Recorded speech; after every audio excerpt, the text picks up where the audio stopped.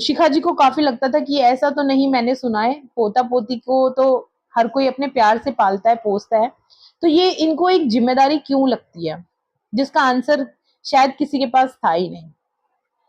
बात आई डेंगू की।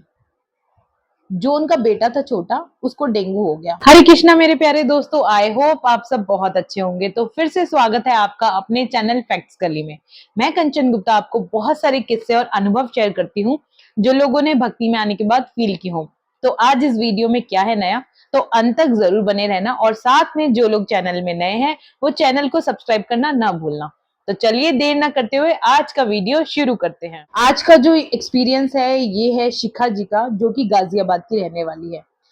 शिखा जी क्या बताती है इस एक्सपीरियंस में कि किस तरह से नाम जप ने उनकी लाइफ में परिवर्तन लेके आया। शिखा जी बताती हैं कि उनकी एक बेटी और एक बेटा है, और वो एक वर्किंग वूमेन है। शादी के बाद से ही, शादी से पहले से ही वो बहुत मतलब टाइम से वर्क कर रही है, और ये बात उनके लॉज और हस्बैंड बहुत अच्छे से जानते थे कि उनके लिए वर्क कितना इम्पोर्टेंट है, और वो आफ्टर बेबी भी वर्क नहीं छोड़ सकती हैं। उन्होंने ऑब्वियसली अपना करियर बनाया, बिल्डअप किया, और शादी भी इस बात पे हुई थी कि शादी के बाद और बेबी के बाद भी मैं काम करूंगी। लेकिन अब जब उनकी फर्स्ट प्रेगनेंसी हुई, वो बताती हैं कि जो उनकी मदर इन लॉ थी और फादर इन लॉ थे वो एकदम ठीक थे, फिट एंड फाइन थे, कोई परेशानी नहीं थी। ऐसा नहीं है कि बहुत बुढ़ापा था और वो चीजें नहीं देख सकते थे, जिसमें कि उन्होंने अपनी तरफ से एज अ बहू बहुत सारी फैसिलिटीज अपने घर में लगा रखी थी। फुल टाइम मेड थी, खाना बनाने वाली थी। मदर इन लॉ को या फादर इन लॉ को कोई भी ऐसा काम नहीं करना था कि वो कुछ भी ऐसा करे जो हार्ड वर्क हो। सिर्फ जैसे जैसे मेड को बताना है कि काम ऐसे ऐसे कर दो, सब कुछ उनको रेडी मिल जाता था। जो फर्स्ट प्रेगनेंसी थी, तो फर्स्ट प्रेगनेंसी की जो डिलीवरी थी उनकी अपने ससुराल में हुई, जिसमें कि उन्होंने नैनी बाहर से बुलाई और जापा जो लेडी होती है सब कुछ करवाया।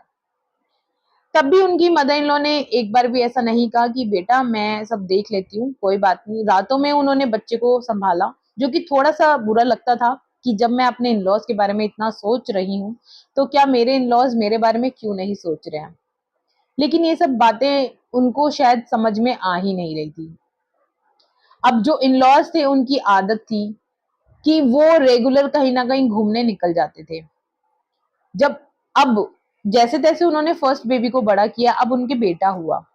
अब जब बेटा हुआ तो उनकी जो बॉडी की कंडीशन थी ना, वो थोड़ी सी खराब हो गई थी, थोड़ी सी वो बीमार रहने लगी थी शिखा जी। अब उनको ना थोड़ी सी हेल्प की रिक्वायरमेंट होती थी।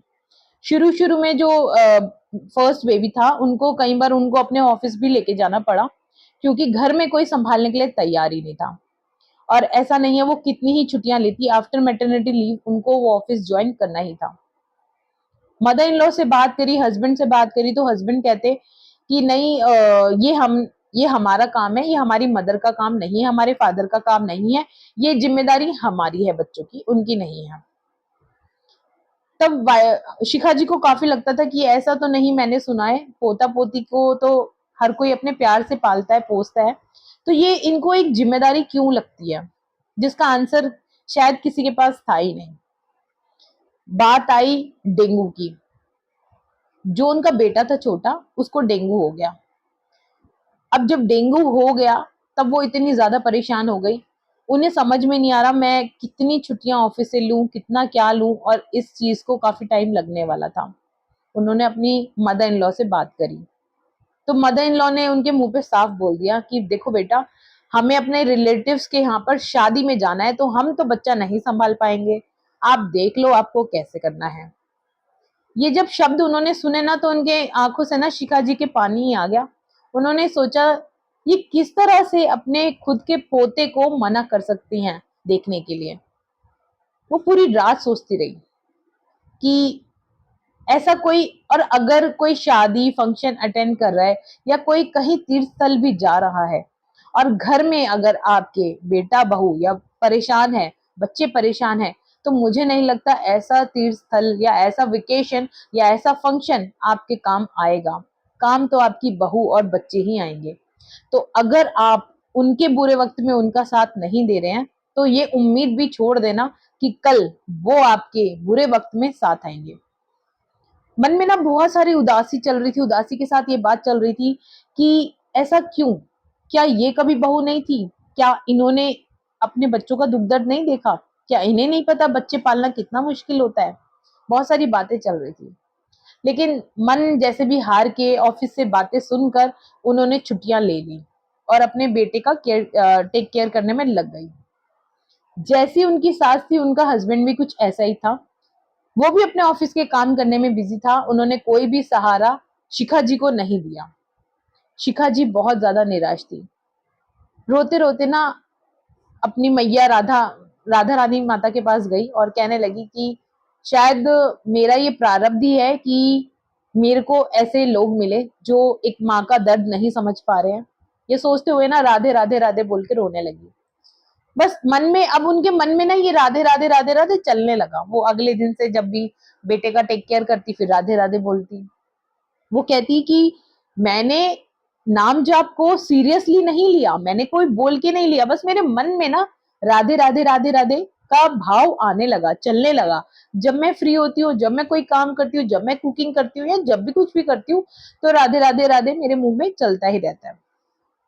बस ऐसे ऐसे करके मेरा बेटा ठीक हो गया। मेरा बेटा डेंगू से आउट हो गया, एकदम ठीक हो गया।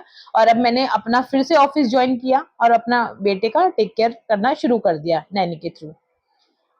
अब बात आई इनकी सास की। इनकी सास जो थी ना, वो सीढ़ियों से गिर गई, जिसकी वजह से प्लास्टर लग गया। अब जब प्लास्टर लगा ना, तो जो इनकी बहू थी यानी शिखा जी, वो ऑफिस में थी, बेटा भी ऑफिस में था, हस्बैंड हस्बैंड कहीं बाहर थे। तो उन्होंने ना सबको कॉल किया। सबका मतलब रिचेबल नहीं था, सिर्फ शिखा जी थी जिन्होंने उनका फोन उठाया। और जब उनकी सास से बात हुई तो सास ने उनको बताया कि बेटा मैं ऐसे ऐसे गिर गई हूँ, मुझे हॉस्पिटल लेके चलो। शिखा जी अपना ऑफिस का सब काम छोड़कर अपनी सास को हॉस्पिटल लेके गई और उनका ट्रीटमेंट कराया। जब सास ने ये सब चीजें देखी ना, उनके मन में बात आई कि जब मेरा खुद का पोता बीमार था तब मैंने अपनी बहू को मना कर दिया था पोते का टेक केयर करने के लिए या देखने के लिए, और आज वही बहू बेटा भी नहीं लेके गया, हस्बैंड भी नहीं आया, और वही बहू आज मुझे लेकर हॉस्पिटल लेके आई है और ट्रीटमेंट करा रही है। ये बात ना उन्हें अंदर से बुरी भी लगी कि मैंने शायद ना बहुत गलत किया। ऐसा होता है ना, हम प्रभु जी का नाम लेते हैं, नाम जप करते हैं, तो प्रभु जी कई बार हमारे रिश्तों में ही ना वो सोच पैदा कर देते हैं, वो समझ पैदा कर देते हैं कि आप गलत कर रहे हो, गलत सही की परख पैदा कर देते हैं। तो कुछ ऐसा ही उनकी सास के साथ हुआ। उनको लगने लगा कि मैंने ना बहुत बेईमानी करी है अपनी बहू के साथ, मुझे ऐसा नहीं करना चाहिए था। मेरी बहू ने मेरे लिए काम वाली लगाई फुल टाइम, ताकि मुझे कोई काम ना करना पड़े। सब कुछ लगाया, हेल्पर लगाया, लेकिन मैंने क्या किया, मैंने बदले में मेरे खुद के पोते का टेक केयर नहीं किया। जब उसको मेरी सबसे ज्यादा जरूरत थी मैंने साथ नहीं दिया। वो अपनी बहू को कहती है कि बेटा मैंने ना बहुत गलत किया और मैं ना माफी मांगती हूँ। जब मेरा पोता, हमारा पोता बीमार था, मैंने मना कर दिया था देखो, लेकिन आज से मैं तेरे को बोलती हूँ, तेरा कभी भी काम है, ऐसी बातें मैं टेक केयर करूंगी, तुझे अब डरने की, टेंशन लेने की जरूरत नहीं है। जब ये शब्द शिखा जी सुनती है ना, तो उनको अपने कानों पे बिलीव ही नहीं होता कि ये कहाँ से बोल पड़ी ये बात। फिर वो थोड़ा थोड़ा आंखों में आंसू आते हैं। तो वो कहती है ठीक है मम्मी। तो कहती है तूने मुझे माफ तो कर दिया ना। सास कहती है तूने मुझे माफ तो कर दिया ना। तो वो कहती है नहीं नहीं, आप मुझसे बड़े हो, माफी की तो कोई बात ही नहीं है। वो कहती है वो दिन है जब वो ठीक हो जाती है। अब हमारी लाइफ में ना सब कुछ ठीक चल रहा है। मेरी मदर इन लॉ हमारे दोनों बच्चों का बहुत ध्यान रखती है, और अगर मेरे हस्बैंड भी नहीं ध्यान देते हैं ना, तो वो उनको भी डांटती है और कहती है कि बच्चों का ध्यान रखा कर। वो कहती है कि राधा रानी ने ना इतनी ऐसी कृपा बरसा दी ना, जिसमें कि मैंने नाम जप ना बस ऐसे कर लिया, बस मेरे मन में आया भाव और मैंने कर लिया। अब इससे बड़ा मिराकल, चमत्कार मैं आपको अपनी लाइफ में क्या ही बताऊंगी, कि मैंने तो मांगा भी नहीं था, मुझे राधा रानी ने ये भी दे दिया।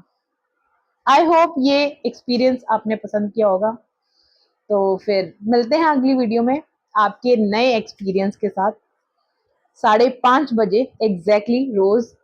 जितना कोशिश हमारी पूरी होती है कि रोज आपको एक वीडियो दे सके, लेकिन काम करते हुए बहुत सारे काम होते हैं, कई बार मिस भी हो जाता है। लेकिन आप वेट जरूर करना, 5:30 बजे फिर हम मिलेंगे अगले दिन। चलते हैं फिर। जय श्री राम।